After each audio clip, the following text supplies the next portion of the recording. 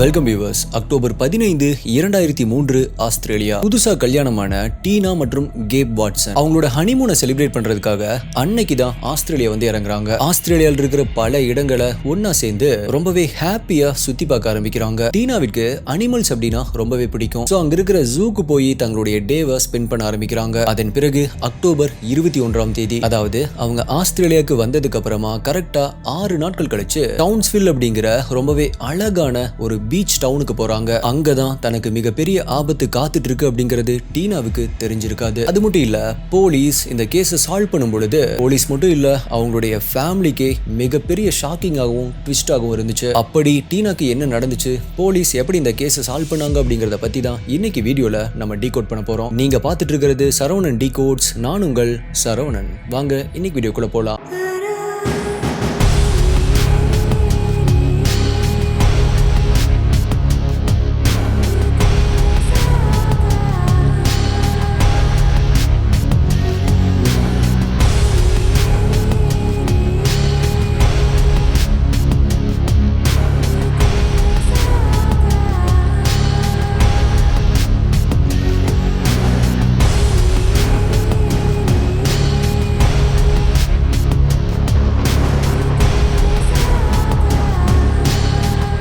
இந்த வீடியோவில் நான் சொல்கிறேன், யூடியூப்ல காமிக்க முடியாத crime scene images, crime scene videos எல்லாமே நம்மளுடைய டெலிகிராம் குரூப்ல தான் அப்டேட் பண்ணுவேன். யூடியூப்ல கரெக்டாக நோட்டிஃபிகேஷன் வராதவங்களுக்குமே அங்கே இன்ஸ்டன்ட்டாக அப்டேட் வந்துடும். நம்மளுடைய அஃபீஷியல் டெலிகிராம் குரூப்புடைய லிங்க் டிஸ்கிரிப்ஷன் பின்னாடி கமெண்ட்ல கொடுத்துருக்கேன். அதில் ஜாயின் பண்ணி செக் பண்ணி பாருங்க.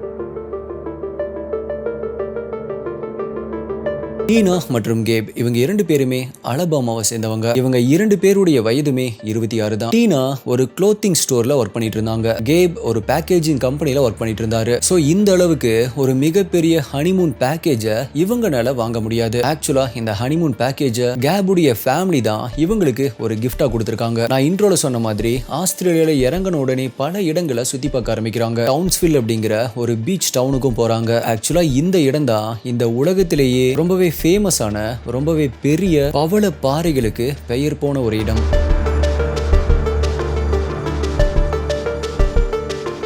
கேபுக்கு சின்ன வயசுல இருந்தே நீச்சல் அடிக்கிறது அப்படிங்கிறது ரொம்பவே பிடிக்கும். சோ அவர் பெருசாக ஸ்கூபா டைவிங் பண்றது அவருக்கு ரொம்பவே பிடிச்ச ஒரு விஷயமா இருந்துச்சு. அலபாமால வீட்டுல தனக்கு நேரம் கிடைக்கும் போது எல்லாமே ஸ்கூபா டைவிங் பண்றதுக்கு கிளம்பி போயிருவாரு. ஆக்சுவலா இவர் ஒரு ட்ரெயின்டு ரெஸ்கியூ டைவரும் கூட. ஆனா இவருக்கு அப்படியே ஆப்போசிட்டா டீனாவை பொறுத்த வரைக்குமே தண்ணி அப்படின்னாலே பயம். அதுவும் முக்கியமா ஸ்கூபா டைவிங் அப்படின்னா தண்ணிக்குள்ள போறது அப்படின்னா ரொம்ப பயம். எஸ், ஸ்கூபா டைவிங்ல ஆக்சிஜன் மாஸ்க் இருக்கும். ஆனா அப்படி இருந்தாலுமே இவங்களுக்கு தண்ணிக்குள்ள போறது அப்படிங்கிறது ரொம்பவே பயமா இருந்துச்சு.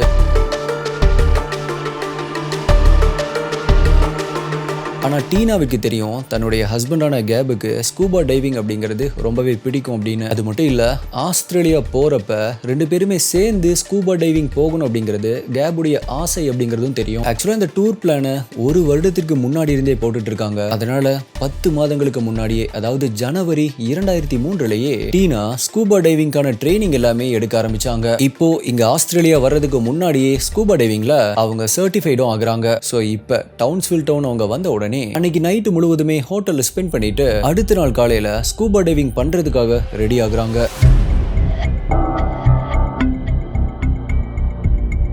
இப்போ அங்கிருந்து போட் மூலமா கடலுக்குள்ள கொஞ்சம் தூரம் தள்ளி கூட்டிட்டு போவாங்க. அங்கதான் கடலுக்கு அடியில ரொம்பவே ஃபேமஸான யோங்லா அப்படிங்கிற மூழ்கின கப்பலுடைய மிச்சம் இருக்கும். இது அந்த ஃபேமஸான பவளப்பாறைகள் இருக்கிற இடத்துல தான் இருக்கு. சோ இங்க ஸ்கூபா டைவிங் பண்றவங்க இதுக்குள்ள எல்லாமே போய் சுத்தி பார்த்துட்டு என்ஜாய் பண்ணிட்டு வருவாங்க. ஆக்சுவலா பாக்குறதுக்கு அது ஸ்கூபா டைவிங் பண்றதுக்கு அப்படின்னே உருவாக்கப்பட்ட ஒரு இடம் மாதிரி இருக்கும். இப்போ டீனா மற்றும் கேப் 2 பேருமே அந்த இடத்துக்கு போட்ல போகும் பொழுது சுத்தி இருக்கிற இடத்துடைய அழக ரசிச்சு பார்த்துட்டே போறாங்க. கடல் நீர் ரொம்ப கிளியரா இருக்கு. உள்ள நீந்தி போயிட்டு இருக்கிற ஆயிரக்கணக்கான மீன்களை இவங்களால அப்படியே பார்க்க முடிஞ்சது.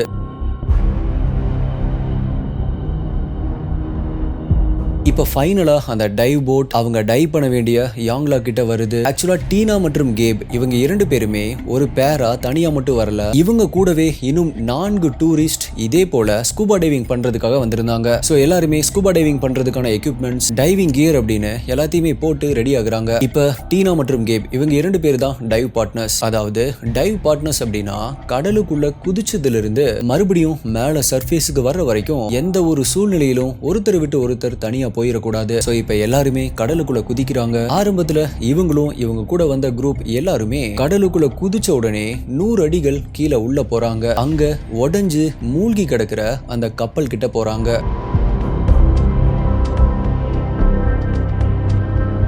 ஆரம்பத்துல எல்லாமே நல்லா போயிட்டு இருந்த மாதிரி தான் இருந்துச்சு. ஏன் அப்படின்னா கடல் நீர் ரொம்பவே கிளியரா இருந்திருக்கு. மேல சர்ஃபேஸ்ல இருந்து வர சன்லைட் கீழே வரைக்குமே வந்து சுத்தி இருக்கிற எல்லாமே ரொம்ப நல்லா கிளியரா தெரிஞ்சிருக்கு. அது மட்டும் இல்லாம உள்ள போன எல்லாருமே ஒருத்தரை ஒருத்தர் நல்லா பார்க்க முடிஞ்சது. சோ இந்த தருணத்தை எல்லாருமே நல்லா என்ஜாய் பண்ணிட்டு இருந்தாங்க. ஆனா கேப் அப்பதான் தன்னுடைய கையில கட்டி இருக்கிற டைவ் கம்ப்யூட்டர் அப்படின்னு அழைக்கப்படுற அவருடைய வாட்சை பாக்குறாரு. ஆக்சுவலா இந்த வாட்ச் எதுக்கு அப்படின்னா, நீங்க எவ்வளவு டீப்ல இருக்கீங்க, எவ்வளவு ஆழத்துல இருக்கீங்க, உங்ககிட்ட இன்னும் எவ்வளவு ஆக்சிஜன் மீதி இருக்கு, இந்த மாதிரியான இன்ஃபர்மேஷனை அது சொல்லும். இப்ப அந்த வாட்ச்ல ஏதோ ப்ராப்ளம் இருக்கிறத அவர் பாக்குறாரு.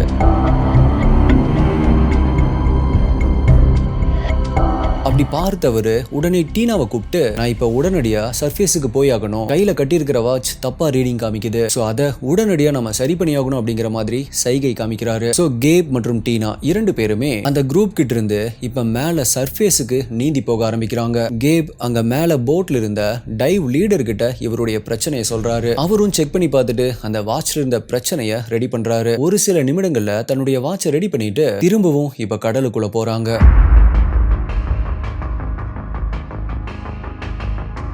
அப்படி டீனா மற்றும் கேப் 2 பேருமே கடலுக்குள்ள போகும் பொழுது கீழே இவங்க கூட வந்த குரூப் டூரிஸ்ட் எல்லாருமே அந்த உடைஞ்ச கப்பல் கிட்ட ஸ்விம் பண்ணிட்டு இருக்கிறத பாக்குறாங்க. சோ அவங்க கூட போய் பேரா ஜாயின் பண்ணி இவங்களும் அதே மாதிரி ஸ்விம் பண்ண ஆரம்பிக்கிறாங்க. அப்படி அதே நேரத்துல இங்க மேல சர்ஃபேஸ்ல போட்ல உட்கார்ந்துட்டு இருந்த டைவ் லீடர் கீழே போனவங்க எல்லாருமே மேல வர்றதுக்காக வெயிட் பண்ணிட்டு பாத்துட்டு இருந்த அவரு சடனா இவங்க டைவ் பண்ணி போன இடத்துல கடலுக்குள்ள இருந்து பெரிய பெரிய ஏர் பபிள்ஸ் வர்றத பாக்குறாரு. உடனே அங்க என்னதான் நடக்குது அப்படின்னு எட்டி பாக்குறாரு. அப்படி அவர் பார்த்துட்டு இருக்கும் பொழுது இப்ப சில நிமிடங்களுக்கு முன்னாடி மேல சர்ஃபேஸுக்கு வந்து தன்னுடைய வாட்சை சரி பண்ணிட்டு போன கேப் சடனா தண்ணியில இருந்து வெளியே வராரு.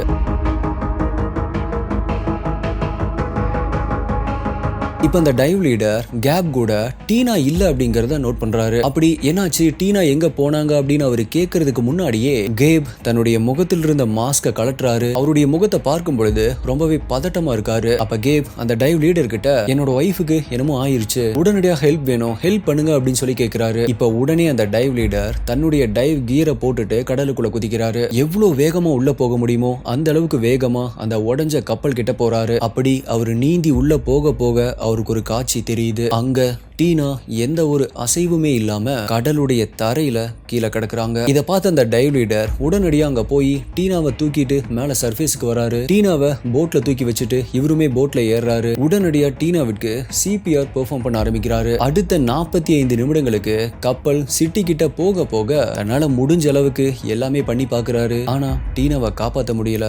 டீனா இறந்து போறாங்க.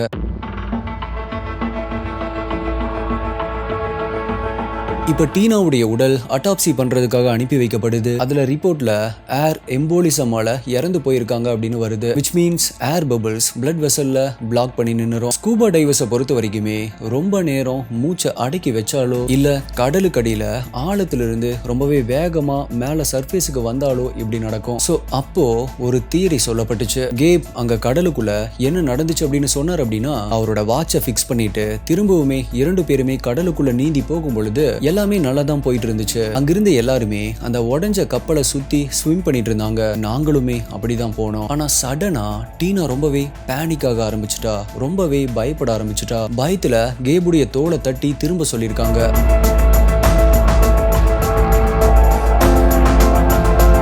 டீனா கேபுடைய ஆக்சிஜன் மாஸ்க தெரியாம தட்டி விட்டுருக்காங்க. அதுல கேபுடைய ஆக்சிஜன் மாஸ்க் கலண்டி இருக்கு. இப்போ கேப் கொஞ்சம் பதட்டமாக ஆரம்பிக்கிறாரு, பேனிக் ஆக ஆரம்பிக்கிறாரு. கடலுக்கு அடியில அவ்வளவு ஆழத்துல மறுபடியும் அவருடைய மாஸ்க் எடுத்து தன்னுடைய ஃபேஸ்ல போட்டுட்டு இப்ப பார்க்கும் பொழுது டீனா கேப் கிட்ட இருந்து கொஞ்சம் தூரம் தள்ளி மிதந்துட்டு இருந்திருக்காங்க. இப்ப கேபுக்கு என்ன பண்றது அப்படின்னு தெரியாம மேல சர்ஃபேஸுக்கு போய் அங்கிருந்த டைவ் லீடர் கிட்ட இதை சொல்லியிருக்காரு. அதே நேரத்துல டீனாவும் ரொம்பவே பயந்து போய் மேல சர்ஃபேஸுக்கு ரொம்பவே வேகமா நீந்தி வந்திருக்கணும். அதுலதான் அவங்களுக்கு அந்த ஏர் எம்போலிசம் நடந்திருக்கணும். இல்ல அப்படின்னா அப்படி அவங்க நீந்தி மேல சர்ஃபேஸுக்கு வந்துட்டு இருக்கும் பொழுதே பயத்துல அவங்க மூச்சை விட்டு மூழ்கி இறந்திருப்பாங்க அப்படின்னு சொல்லப்பட்டுச்சு. டீனாவுடைய இந்த இறப்பு ஆக்சிடென்ட் அப்படின்னு சொல்லப்பட்டு கேஸ் க்ளோஸ் செய்யப்பட்டுச்சு.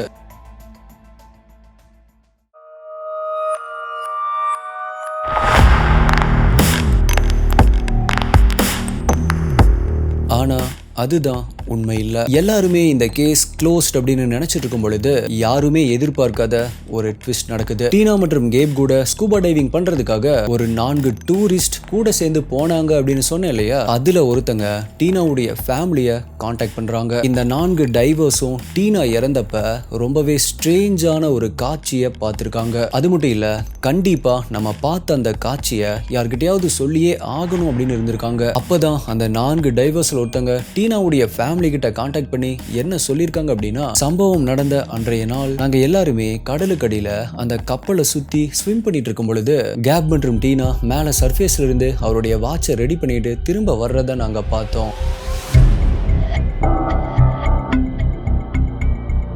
அப்படி அவங்க கீழே பாட்டம்க்கு வந்த உடனே கேப் டீனாவிற்கு ஒரு டைட் ஹக் கொடுத்தாரு. இது ரொம்பவே ஸ்ட்ரேஞ்சா இருந்துச்சு. ஏன் அப்படின்னா எந்த ஒரு டைவருமே அண்டர் வாட்டர்ல இந்த மாதிரியான ஒரு ஹக் கொடுத்துக்க மாட்டாங்க. பிகாஸ் அப்படி ஹக் பண்ணும் பொழுது ஏதாவது ஒரு எக்யூப்மெண்ட் கலண்டு போறதுக்கு வாய்ப்பு இருக்கு. அது உயிருக்கே ஆபத்து அமைஞ்சிரும். ஒரே ஒரு இடத்துல மட்டும்தான் அப்படி பண்ணுவாங்க. அது ஒருத்தங்களை ரெஸ்கியூ பண்ணும் பொழுது மட்டும்தான் அப்படி பண்ணுவாங்க. ஆனா இதை இத டீனா கிட்ட சொல்லிட்டு இருக்கிற அந்த டைவர் எனக்கு அது ரெஸ்கியூ பண்ற மாதிரி தெரியல. அது பார்க்க எப்படி இருந்துச்சு அப்படின்னா கேப் டீனாவுடைய கழுத்தை நெரிக்கிற மாதிரி இருந்துச்சு. அப்ப பயந்து போன டீனா தன்னுடைய கையும் காலையும் ஆட்டுன மாதிரி இருந்துச்சு அப்படின்னு சொல்லியிருக்காரு.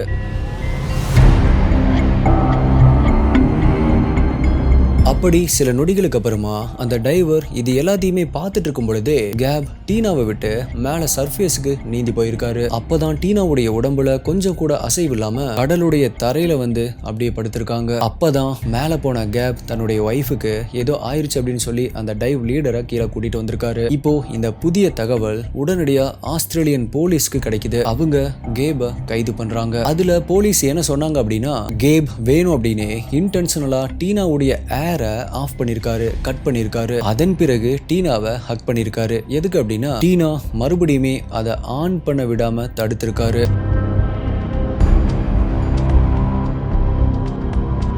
ஆனா கேபை பொறுத்த வரைக்கும் முற்றிலுமா இதை மறுத்தாரு. என்னுடைய ஒய்ஃப் டீனா பயந்துட்டாங்க, நான் டீனாவுக்கு ஹெல்ப் தான் பண்ணேன், ஆனா என்னால முடியல, அதனாலதான் நான் சர்ஃபேஸுக்கு போயிட்டேன் அப்படின்னு சொல்லியிருக்காரு. இருந்தாலுமே 2009 கேபுக்கு மேன் ஸ்லாட்டர் அப்படிங்கிற சார்ஜஸ் போடுறதுக்கு ஓகே சொல்றாரு. அதாவது கொலை செய்யணும் அப்படிங்கிற ஒரு நோக்கம் இல்லாம செய்யப்படும் ஒரு கொலை. அதுக்காக 18 மாதங்கள் கேபுக்கு சிறை தண்டனை கொடுக்கப்படுது. திரும்பவும் யூஎஸ் வந்த உடனே டீனாவுடைய இதே இறப்புல யூஎஸ்ல ஒரு கேஸ் போடப்படுது. ஆனா உடனடியா அது டிஸ்மிஸ் செய்யப்படுது. இந்த கேஸ் வெளி உலகத்துக்கு நிறைய பேருக்கு தெரிய வந்ததுக்கு காரணம் என்ன அப்படின்னா, 4 டூரிஸ்ட் கேப் மற்றும் டீனா கூட அதே நேரத்துல கடலுக்குள்ள இருந்தாங்க இல்லையா, அவங்க சம்பவம் நடந்த அந்த டைம்ல ஸ்விம் பண்ணிட்டு போட்டோஸ் எடுத்துட்டு இருந்திருக்காங்க. அதுல ஒரு போட்டோல டீனா கரெக்டா கேப்சர் ஆகியிருப்பாங்க. அந்த போட்டோல டீனா மூழ்கி இறந்துட்டு இருக்கிற அந்த நொடிகள் கேப்சர் ஆகிருக்கும். ஆனா அந்த போட்டோவை நான் இங்க காமிக்க முடியாது. நம்மளுடைய டெலிகிராம் குரூப்ல அப்டேட் பண்ணிருக்கேன், செக் பண்ணி பாருங்க. வீடியோக்கு லைக் கொடுக்காம வீடியோ பார்த்துட்டு இருந்தீங்க அப்படின்னா வீடியோக்கு லைக் கொடுத்துருங்க. சப்ஸ்கிரைப் பண்ணாம வீடியோ பார்த்துட்டு இருந்தீங்க அப்படின்னாலும் சப்ஸ்கிரைப் பண்ணிக்கோங்க. ஸோ எஸ்டி இன்வெஸ்டிகேட்டர்ஸ், நீங்க இந்த கேஸை பத்தி என்ன நினைக்கிறீங்க? உங்களுடைய கருத்துக்களை மறக்காம கீழே கமெண்ட் பண்ணுங்க. உங்களுடைய பெஸ்டான கமெண்ட் அடுத்த வீடியோல வரும். வேற ஒரு வீடியோல மீட் பண்றேன். நன்றி, பாய்.